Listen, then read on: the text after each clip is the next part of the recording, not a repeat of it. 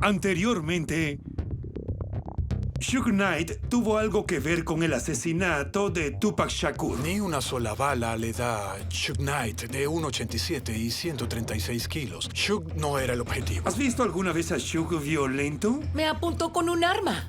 Suge Knight ordenaría un intento de asesinato con el objetivo sentado a su lado. Ese es un movimiento muy audaz. No voy a estar en un auto recibiendo balas para deshacerme de ti. Hay muchas otras formas. La sangre salía disparada de su cabeza y él se agarraba al volante. Pensé que iba a morir también. No sé qué tonto ordenaría dispararle a alguien que tiene al lado en el auto.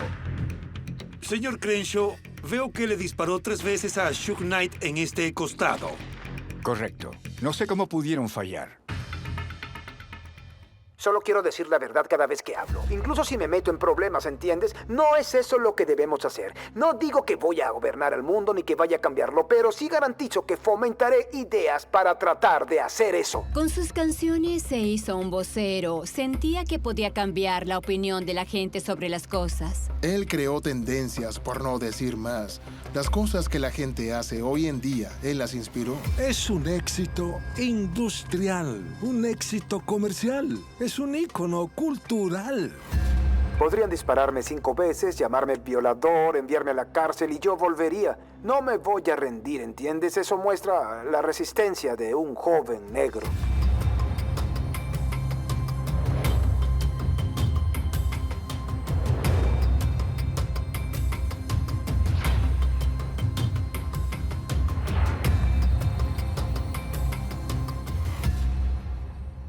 No vamos a aceptar una justicia a medias. Vamos a exigir justicia igualitaria para Michael Brown Jr. Me llamo Benjamin Crump y soy abogado de derechos civiles. He dedicado mi vida a brindar justicia a los que más lo necesitan. Tupac fue uno de los músicos más exitosos de Estados Unidos, pero también era un joven negro. Fue asesinado y, como muchos otros, nunca recibió justicia. It's that heaven for gangster, gangster, gangster. Oh, it's that heaven for gangster, gangster, gangster. Oh.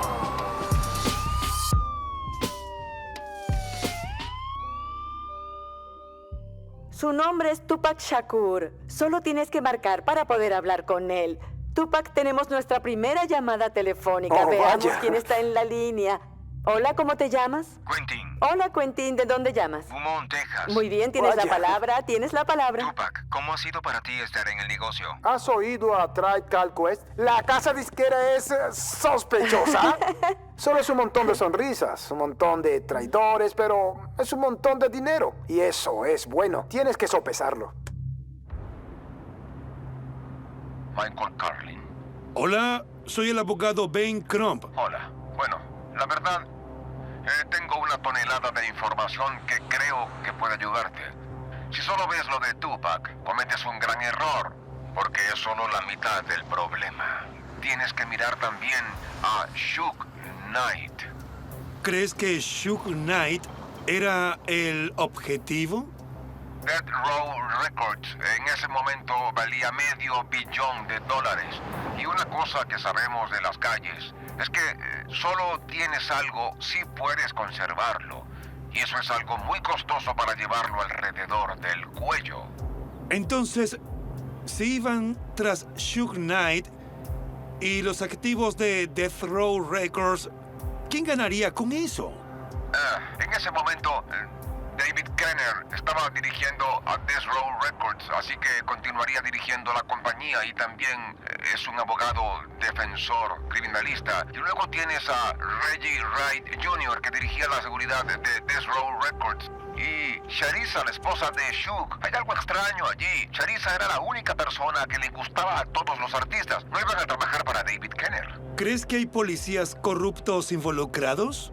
Bien, está la policía de Compton y la policía de Los Ángeles trabajando en la seguridad de Death Row Records. Hay una reunión con toda la seguridad y dicen que no quieren tener armas.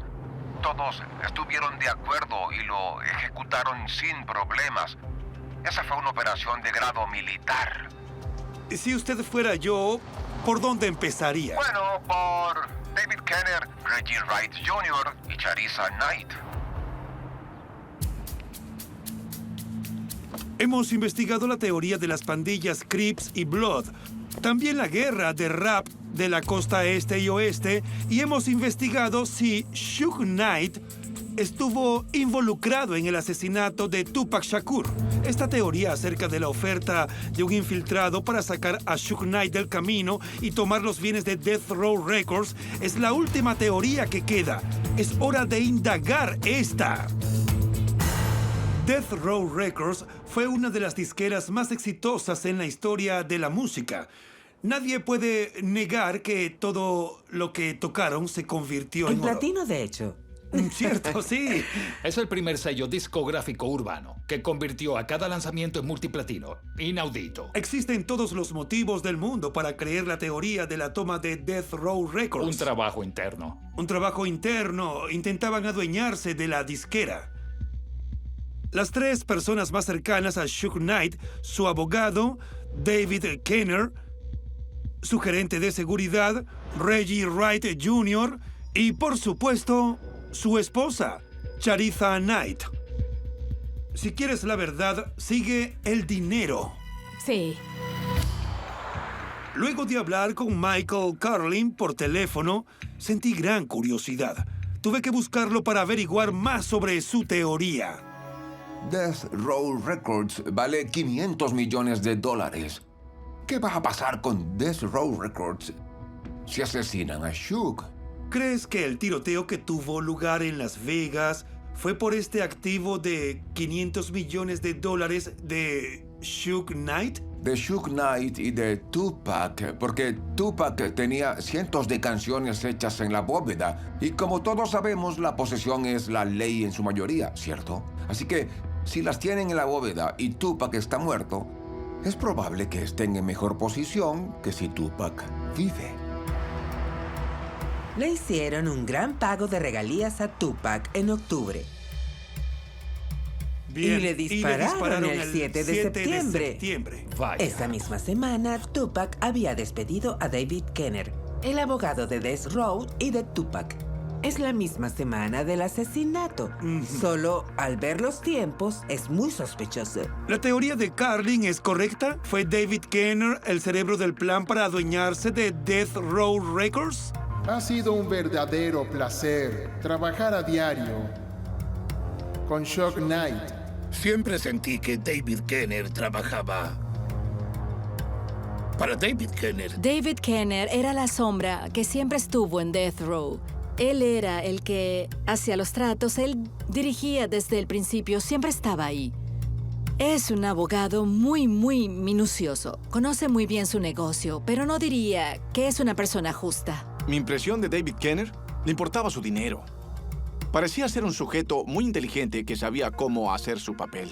Cuando salí de la disquera, David Kenner tomó mi trabajo con un salario astronómico. Desde el punto de vista de los negocios, era despiadado.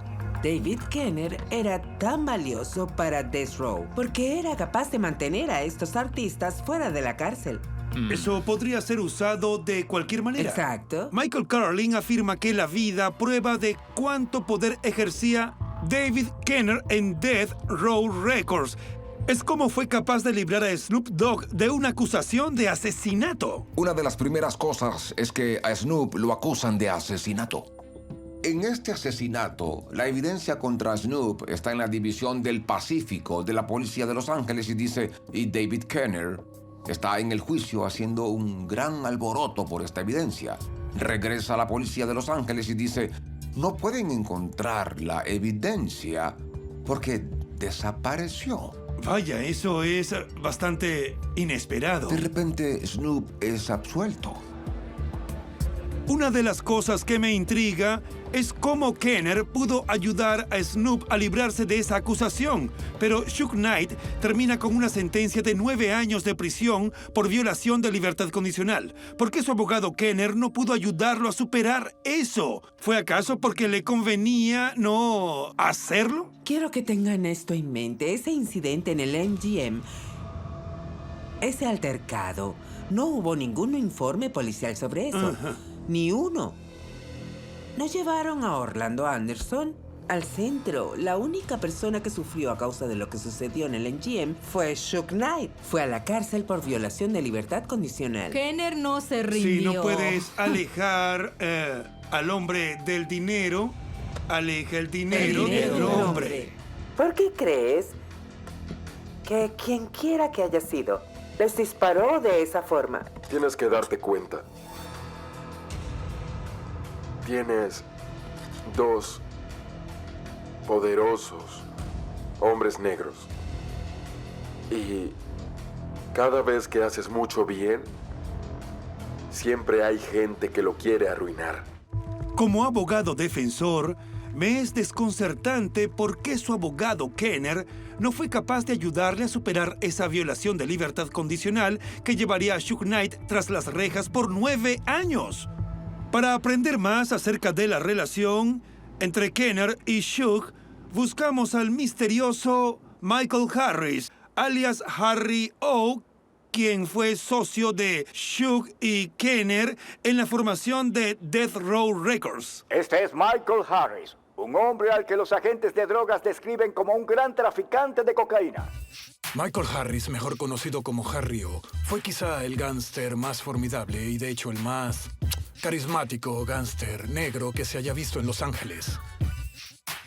Incluso desde la cárcel pudo organizar el casting de Denzel Washington para sus primeros papeles importantes. El sujeto tenía conexiones. La disquera empezó con Dr. Dre, que iba a hacer lo suyo, y con mucha ayuda de Suge Knight, Harry O y un número de personas lo conseguimos. Los federales quieren saber si Harry O le dio a Suge el dinero para empezar la disquera, porque de ser así era parte de una empresa de drogas. Ahora Death Row comenzó con el dinero. Habla con Suge sobre eso.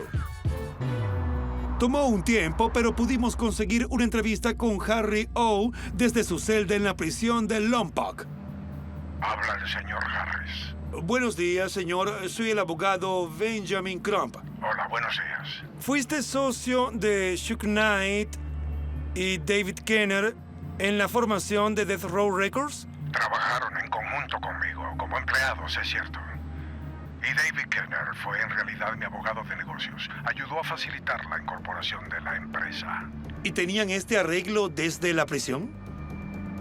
Exacto. ¿En algún momento Suge y David Kenner trataron de eliminarte de la ecuación? En retrospectiva, fue bastante astuto lo que hicieron. En resumen, sin saberlo, David Kenner suspendió las compañías que yo poseía. Transfirió a los artistas a una nueva Death Row sin mi permiso. Mucha gente subestima el papel de David en todo esto. La compañía estaba valorada en $500 millones. ¿Y más o menos de cuánto era su parte? Al menos $125 millones. ¿Así que fue por dinero? Fue por dinero. Siempre se trata de dinero con estos sujetos. Si la historia de Harry O es cierta, David Kenner ya había diseñado una toma de Death Row Records al lograr sacarlo de la escena. Ahora tenemos que comprobar otra parte de la teoría de Michael Carly, Reggie Wright Jr. y los supuestos policías corruptos que él y Suge Knight invitaron al círculo íntimo de Death Row Records. Citan a Suge Knight diciendo, oigan, tengo una gran idea. Vamos a armar un set de policías, un equipo de policías con armas y placas que puedan escoltar a los raperos. ¿Y quién se encargaba de la seguridad y de la contratación de estos policías fuera de servicio? Bueno, Reggie Wright Jr. Reggie es un ex policía de Compton que se retiró por discapacidad y se convirtió en el jefe de seguridad de Death Row. Y ahora hay un sello discográfico que, donde quiera que vayan, contratan a policías fuera de servicio. Eran profesionales, competentes, monitoreaban las frecuencias de la policía. Cada vez que estaban en un evento y escuchaban que la policía estaba en camino, entraban en modo control de daños para tratar de descarrilar cualquier investigación potencial. Se creen por encima de la ley y lo están. Otra persona que tiene conocimiento de primera mano de los presuntos policías corruptos con los que se rodeó Suge Knight es el exalcalde de Compton, Omar Bradley. Estamos a punto de ir directo a Compton. Directo a Compton.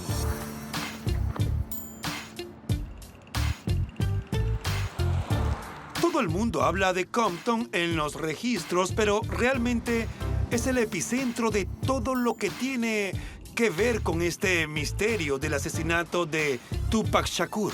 Todo lo que tiene que ver con este caso nos envía a Compton y se convierte en una parte clave de esta investigación. Vamos a conocer al exalcalde de Compton. Era el alcalde cuando le dispararon a Tupac. Omar Bradley ha vivido en Compton toda su vida. Estuvo allí, dio clases. No lo llaman el alcalde gángster por nada. Alcalde Bradley, ¿dónde estaba usted cuando Tupac fue asesinado? Bueno, lo recuerdo muy bien. Cuando llegué a casa esa noche, mi hijo estaba muy alterado y dijo, ¿has oído las noticias? Alguien mató a Tupac. Y por supuesto, me sorprendió porque sabía que en ese momento había una relación muy fuerte entre Death Row, varios departamentos de policía local y la de Compton. ¿Cree que Suge Knight era un objetivo? Sin duda. Solo Suge. No, creo que Suge y Tupac eran el blanco. ¿Era Suge consciente de que habían elementos dentro de Death Row en su contra y que esto era un golpe de estado? No creo que lo supiera. El motivo es que Suge Knight es un joven que se volvió rico. En realidad no es un gángster, pero está jugando a ese papel y se ha mezclado con criminales. Está causando problemas, está llamando la atención y está haciendo mucho dinero. Bien. Saquémoslo del camino. Y tenían que ser capaces de llevar a cabo toda la con misión. Recursos. Y tienes que tener los recursos. Si vas a matar a alguien, es mejor que entiendas cómo será la jugada si quieres escapar. Y nadie entiende mejor un homicidio exitoso que la policía de homicidios. El jefe de homicidios de la policía de Compton es Reggie Wright padre. Y el jefe de seguridad de Death Row es su hijo. Vaya. Bueno, seamos claros.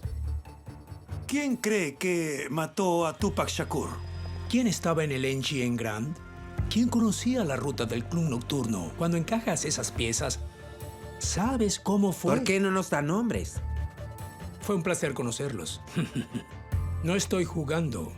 Si no dejan esta información por fuera del programa, será la última vez que me vean. Dije, te dispararon, te llevaré al hospital. Me dijo, sí, pero a ti te dispararon en la cabeza. Mírate, está sangrando mucho. Era Pac. Y yo decía, cállate, déjame llevarte al doctor. Fue el asesinato de más alto perfil en Las Vegas, incluso superando a la mafia. Y no creo que se resuelva de manera oficial. ¿Qué fue lo último que le dijo? Que me quería. Una de las cosas que Michael Curling alega es que Reggie Wright Jr., ex policía de Compton y jefe de seguridad de Death Row Records, fue el responsable de traer a presuntos policías corruptos al círculo íntimo de la disquera. Al tratar de localizarlo, pudimos concertar una reunión con su padre, Reggie Wright, ex capitán del departamento de policía de Compton durante los años de Death Row. Reggie y Suge crecieron en esta área. De hecho, Suge vivía a 2 cuadras de aquí. Necesito preguntarle a Reggie padre acerca de las conexiones de su hijo con Death Row. ¿Permitió que sus oficiales trabajaran en Death Row fuera de servicio? No, ni mi jefe lo aprobó. No aprobé esa conexión porque conozco las percepciones. Me hubiera gustado ganar algo de ese buen dinero, pero eso no es lo apropiado para mí. En mi opinión, no lo es. Es mi opinión. Suge Knight me ofreció el empleo. Me llamó, tuvimos una reunión, me preguntó si quería encargarme de su seguridad. Bien. Y las palabras exactas que le dije, no puedo hacer eso. Estoy investigando a la mitad de la gente que trabaja para ti y los enviaré a la cárcel. Esas fueron mis palabras exactas. No soy el sujeto para eso, Suge. En cuestión de 3 semanas o un mes descubrí que Shook se había reunido con mi hijo. Lo había ayudado a empezar su seguridad. Pero mi hijo en ese momento era un adulto. ¿Qué tan cercana era la relación entre Death Row Records y el Departamento de Policía de Compton? No sé si era una relación real aparte de Reggie Wright Jr. y algunos oficiales de Compton que trabajaban para Death Row. No me gustaba esa relación. Como les dije, le dije a mi hijo que no era lo mejor, pero no podía dirigir su vida. Hemos establecido que miembros de las fuerzas policiales de Compton y Los Ángeles trabajaban para Death Row Records a pesar de las políticas del departamento que lo prohibían. La pregunta ahora es si alguno era tan corrupto como para participar en un complot para matar a Tupac y Shook. Brian Bentley es un ex policía de Los Ángeles. Escribió sobre los policías que trabajaron para Death Row. Y creo que lo más importante aquí es la credibilidad. Y Brian Bentley debería ser capaz de darme mucha información sobre lo que era la cultura de la policía de Los Ángeles. Seguro. Vamos a encontrar la verdad. Vamos a encontrarla. Usted sabe de primera mano, como oficial, ¿hay corrupción policial dentro de la policía de Los Ángeles? La corrupción y la ley van de la mano. Y para muchos oficiales saca lo peor de ellos. Muchas tentaciones, hay mucha droga, muchas oportunidades de hacer dinero. A algunos les resulta y a otros no. Así que la respuesta a tu pregunta es sí, hay un problema dentro del departamento. 8 oficiales con los que trabajé fueron a prisión por varios delitos graves. ¿8? Vaya. 8. ¿Alguno de ellos trabajó con Death Row? Oh, sí, lo hicieron. De hecho, toda la influencia de Death Row en la policía de Los Ángeles, en especial de los policías negros, fue interesante. Los oficiales negros trabajaban en cines, talleres de carrocería de automóviles, ganando entre 17 y 20 dólares por hora. Los oficiales blancos tenían el monopolio de los mejores trabajos fuera de servicio, trabajaban para celebridades, ganando 50 dólares por hora. Y los oficiales negros se mantenían al margen. Death Row Records quería contratar solo oficiales negros. Habían oficiales que tenían la oportunidad de ganar 75 dólares por hora bajo la mesa, libre de impuestos. Y bueno, estos oficiales fueron bienvenidos a toda esa comunidad de hip hop. Y no solo trabajaban para ellos, sino que los aceptaron y se convirtieron en parte del séquito. Así que ahora eran celebridades. Se ganaba mucho dinero con Death Row Records. Dinero que no solo se canalizaba a los oficiales de patrulla que hacían trabajos fuera de servicio. Había sargentos y otras personas a las que se les pagaba. Como estos policías les pagaban muy bien en Death Row Records, ¿estaba en sus mejores intereses bloquear la investigación del asesinato de Tupac para poder mantener el flujo de dinero? ¿Ves alguna implicación donde haya habido alguna conspiración para encubrir el asesinato de Tupac? Basado en la falta de evidencia, la falta de seguimiento, creo que sí hay algo extraño. ¿Dónde está el debido proceso de la ley aquí? Cuando tienes amigos en el departamento, ese tipo de amistades no hay debido proceso. No puede sobrevivir solo aquí. La policía es una pandilla. La Guardia Nacional es una pandilla. El ejército también. Aprendemos todo del maldito gobierno, ¿me entiendes? Aprendemos todo esto del gobierno. ¿Sabes? Alguien consigue un arma. El gobierno consigue un arma más grande. ¿Cómo nos van a mostrar que no podemos tener armas? Aquí tengo una. Muerto.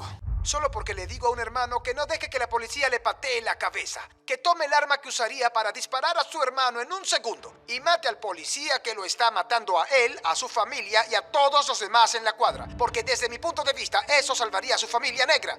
Pero desde donde ellos están, eso mantendría a otro maldito fuera de la asistencia social. Hasta ahora hemos establecido que podría haber un motivo para la toma de Death Row. Y bajo Reggie Wright Jr. se presume que los oficiales de policía corruptos podrían haber estado involucrados. Ahora necesitamos establecer exactamente cómo esos policías pudieron orquestar lo que pasó esa noche. ¿Qué tenemos? Hay policías profesionales, competentes, que pueden manejar las radios y pueden hacer cualquier tipo de estafa.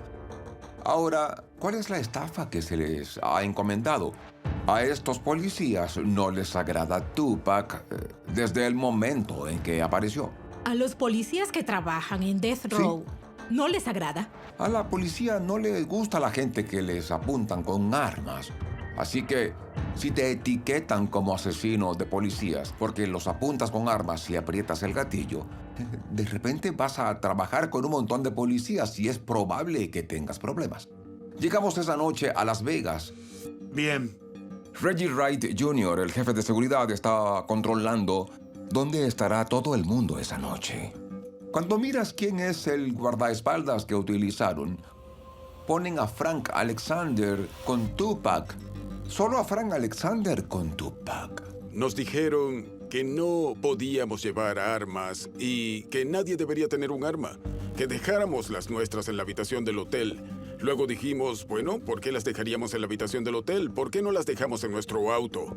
Todas las armas iban a estar en el Club 662 en nuestros vehículos.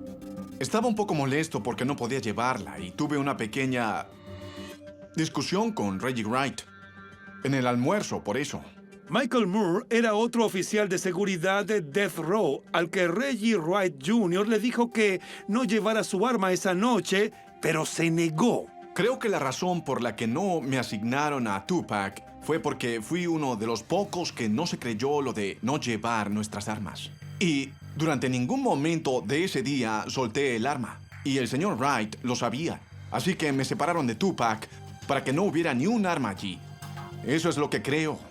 Frank Alexander no solo no tenía su arma esa noche en Las Vegas, también estaba sin la radio que solía llevar consigo. De nuevo, no había comunicación entre nosotros. Por lo general, Frank y yo teníamos radios y Frank diría, oye Mike, estamos aquí.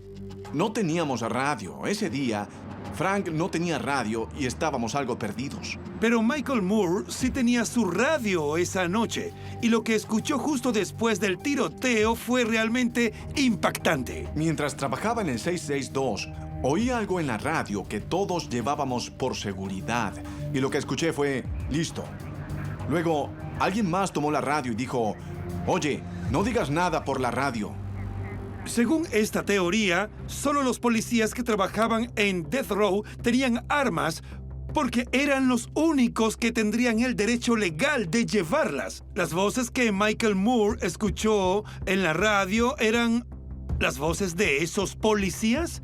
Alexander y Moore tienen testimonios muy convincentes. Como abogado, me hubiera gustado entrevistarlos a ambos en persona. Por desgracia, ambos murieron bajo circunstancias muy sospechosas en 2013. Solo 2 de las 26 misteriosas muertes que rodean el asesinato de Tupac Shakur. Hola, hermano. Estoy bien. El amigo y compañero de Tupac, Idi Amin, ha albergado preguntas durante 20 años sobre la seguridad de esa noche tan especial. Cometimos errores fundamentales cuando llegamos a Las Vegas y la forma en que nos mudamos. Por desgracia tuvimos que aprender una lección muy dura y difícil. Sentí que Pac y Chuck no deberían haber estado en el mismo auto. Sentí que debíamos tener vidrios polarizados y vehículos blindados. Y que los autos debían ser flanqueados por otros autos. ¿El guardia de seguridad estaba con todos ustedes? Sí, estaba allí. ¿Quién era ese guardia? Frank. ¿Frank Alexander? Correcto. ¿Y él portaba un arma esa noche? No la tenía. ¿No llevaba un arma con él? Está asignado para proteger a una de las mayores estrellas de Estados Unidos y no lleva un arma. Exacto. El difunto Gran Gaddafi, en el camino al 662, después de la pelea, le preguntó a Frank, oye, ¿dónde está tu arma? Y en ese momento fue cuando descubrimos que no llevaba un arma. ¿Y Gaddafi era uno de tus compañeros de Outlaws? Sí, Gaddafi era uno de nuestros compañeros Outlaws, pero más importante, era hermanastro de Tupac. Gaddafi, aunque era muy joven, no era de los que se andan con rodeos. Así que cuando se enteró de que Frank no tenía un arma, discutió con él por eso. Estaba molesto. Eso sería un eufemismo. Pero Frank tenía una razón para no tener su arma. A él le dijeron que no podía llevar una a los límites de la ciudad. Y si los encontraban con armas, serían arrestados. ¿Y dijo quién le dijo eso? Tendría que venir de alguien, una figura con autoridad, que pueda decirle a Frank lo que tenía que hacer. Dijeron que no podíamos tener armas en la ciudad, en Las Vegas. Si nos atrapan, nos arrestarían. Y eso fue todo. Por lo que hemos aprendido, solo hubo una persona esa noche que pudo haber dado la orden de que Frank Alexander no llevara su arma, y esa persona es Reggie Wright Jr. Si es verdad lo que Frank Alexander, Michael Moore e Idi Amin dicen de que la noche del tiroteo se le ordenó al guardaespaldas de Tupac no llevar su arma, la gran pregunta es, ¿por qué?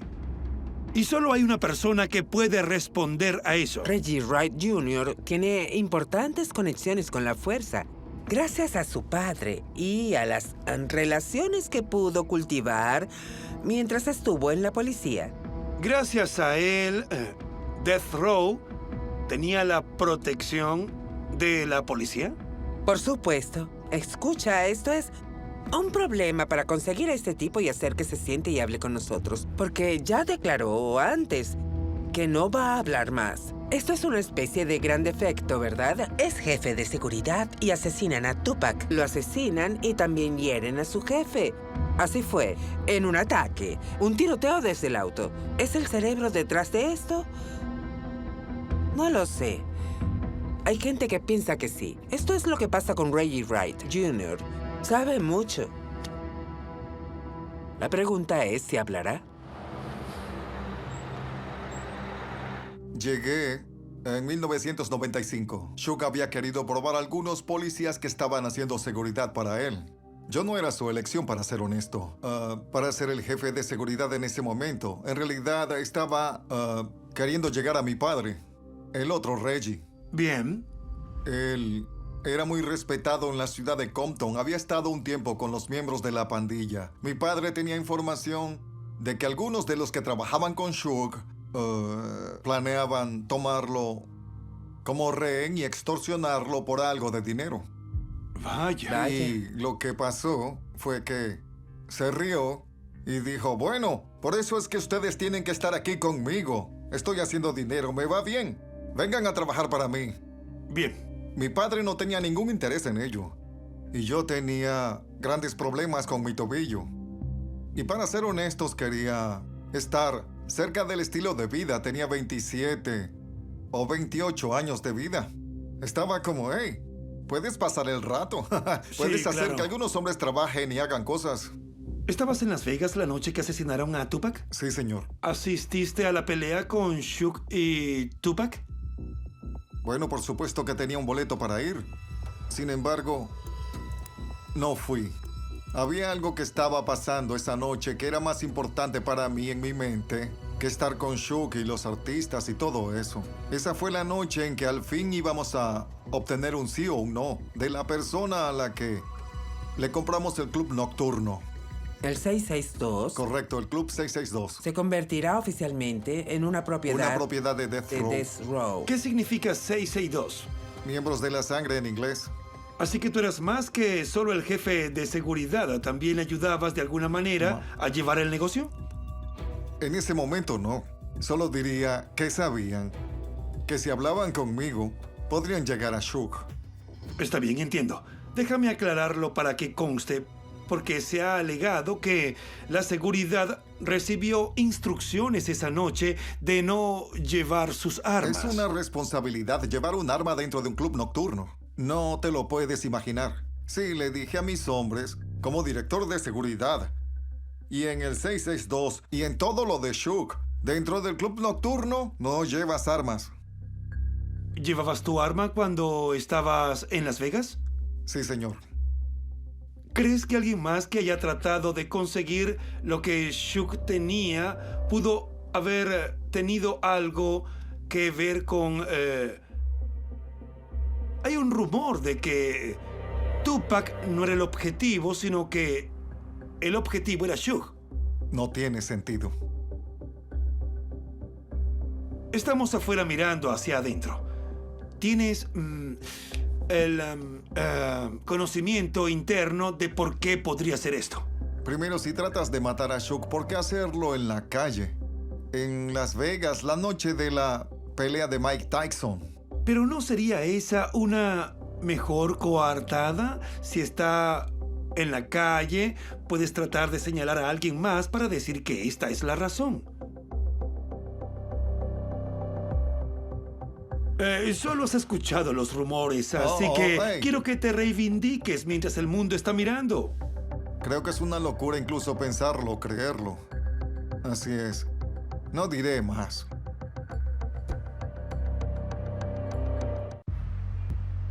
Reggie Wright Jr. nos interrumpió en el momento en que llegamos al tiroteo de esa noche en Las Vegas. Pero todavía hay un último nombre que sigue apareciendo. La ex esposa de Suge Knight, Sharitha. Conocí a Sharitha Knight. Ella era la esposa de Suge. Su novia desde la secundaria. Suge la hizo ejecutiva. Era como la manager de Snoop. Incluso ayudó a Suge con Tupac. Era muy empresarial y muy profesional. Ella trajo el profesionalismo a Death Row Records. La relación entre Suge y Sharitha era como una relación de amor-odio. Ella no era de las que permitía que la maltrataran. Ella fue la única persona que conocí de todas las mujeres de Suge que lo desafiaba. Creo que ella era, no lo sé, mala. Y no creo que fuera una esposa tan feliz. Ellos vivían separados. Ella tenía algo propio, él tenía muchas otras cosas. Correcto. Y creo que fue por esas actividades que ella decidió salir de su matrimonio también. Sharitha era la única persona, además de Suge, que tenía una fuerte relación con todos los artistas de la disquera y era crucial para cualquier intento de tomar el control de Death Row Records. ¿Sintió un cambio en su esposo cuando se volvió más exitoso? Sí, cambió mucho. El Suge que conocí se convirtió en un extraño. En vez de ser el ejecutivo detrás de Death Row, Suge se convirtió en el ejecutivo al frente de Death Row. No debería haber sido así y seguí tratando de decirle, ¿por qué no te detienes? Pero Suge necesitaba ser la estrella. Como ejecutiva o copropietaria de Death Row Records, comenzó a decir, estoy preocupada por la seguridad de mis artistas y nuestras inversiones. Sí, yo no... Hicieron muchas cosas con las que no estaba de acuerdo. Hablemos de eso. Muchas de las peleas y las tácticas de negocios que usaron, esa no soy yo. No pasó en mi oficina. El que quería que las cosas fueran diferentes emigraba a mi oficina porque ella no hace negocios así. Y siempre decían, ¿es idea de Suge o tuya? ¿De cuál de los dos? Estamos contigo. Cualquier cosa que quieras hacer la hacemos contigo. Y tuvimos que, en un momento dado, querían que Suge y yo nos separáramos. Dependía de quién hacía negocios mejor. Si hubiese un intento de asesinar a Suge en Las Vegas, ¿quién ganaba más con todo eso? Sharitha. Bueno, yo ya ganaba, era su esposa. ¿Por qué habría de matarlo? Podría quedarme con todo en el divorcio. ¿Por qué matarlo? Estas teorías conspiratorias son desenfrenadas. Hubo policías corruptos que, de hecho, dirigieron a Death Row cuando Suge fue a prisión. Por supuesto. Ah, Dios. Todas estas teorías. ¿Sabes cuántas teorías escucho al día? Bien, aclaremos las teorías. No, Sharitha y Reggie no estaban tratando de matar a Suge y Tupac. No había razón para ello. Podría haber tomado Death Row si hubiese querido. Todos los artistas de Death Row estaban dispuestos a venir conmigo. Así que, si quería quitarle la disquera a Suge, podría haberlo hecho hace mucho tiempo. Esa no soy yo. Y la teoría de los policías que trataron de conectar con Death Row nunca fueron contratados en Death Row. Sabemos quién es el principal sospechoso, pero aún así nadie es arrestado allí. Como abogado de derechos civiles, voy a los tribunales y arrestan a los hombres negros sin ninguna evidencia. ¿Qué fue diferente con esto? 2 hombres negros ganaban demasiado dinero fuera de la calle. Death Row Records quedó destruida por 2 personas. Suge fue a prisión por una patada, una simple violación, y su libertad condicional estaba por terminar. Una simple patada. ¿En serio? ¿Quién cree que mató a Tupac?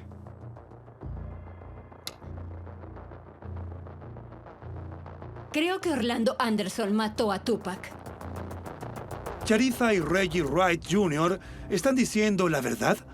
Michael Carlin no lo cree, en especial cuando Charitha nombra a Orlando Anderson como el tirador. Existía un problema. Se debía tener un chivo expiatorio. Y luego, ¿qué sucede? Cuando salen de la pelea, uno de los hombres le susurra al oído a Tupac. Él corre tras Orlando Anderson y ocurre un altercado. Está todo grabado en la cinta de vigilancia del MGM, ¿cierto? Creo que todo fue un montaje. Sabían dónde estaban las cámaras. Esto es Las Vegas, donde hay un ojo en el cielo que lo vigila todo. Esta cinta no sale por los canales normales, no sale por la policía de Las Vegas. Es ingresada como evidencia por David Kenner. David Kenner fue la primera persona que planteó la teoría de Orlando Anderson es el tirador. Lo que Michael Carlin cree es que le pagaron a Orlando Anderson para participar en una pelea escenificada en el MGM Grand y que otra persona fue la que disparó. ¿Orlando Anderson era un peón que era parte de ello? Sí. ¿Quién tendría ese tipo de influencia sobre Orlando Anderson? Todo lo que tienes que hacer es pagar a Orlando Anderson. Y si miras en los archivos de cuentas por pagar de Death Row Records, hay un archivo llamado OA. Lo que dice Michael Carlin es confuso en el mejor de los casos. Por un lado, está usando el hecho de que David Kenner presentó la cinta del MGM para acusar a Suge Knight, y por otro lado, dice que Kenner le pagó a Orlando Anderson. Creo que podemos eliminar a David Kenner de esta teoría de la toma de Death Row. En el episodio final, terminé encontrando el arma cuando me asignaron el grupo de trabajo de Biggie Small. La tenemos y es el arma con la que mataron a Tupac. si la historia de Tim Brennan puede ser verificada, eso abrirá este caso de par en par.